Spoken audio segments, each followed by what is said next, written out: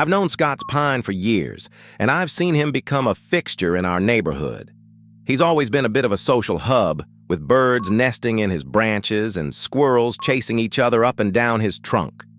I've lost count of how many times I've walked by his place and seen a crowd of birds freeloading off him, but I suppose that's just part of his charm. As I've gotten to know him better, I've come to appreciate his quirks. Like the time he decided to shed all his needles at once, covering the entire sidewalk in a thick layer of brown debris.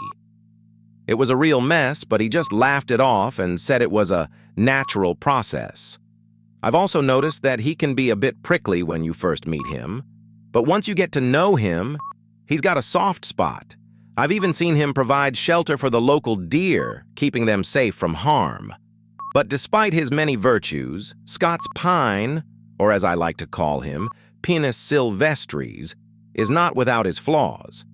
He can be a bit of a blowhard, always talking about his extensive root system and his resistance to disease. And let's be real, he's not exactly the most exotic guy in the world. I mean, you can find him growing all over the place. Still, he's our Scott's pine, and we love him for who he is. Remember the time he tried to host a backyard barbecue and ended up setting his own branches on fire?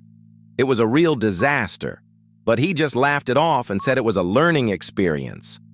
As I look back on all the good times we've had, I'm reminded of why I'm honored to stand here today as his best man. Here's to Scott's pine.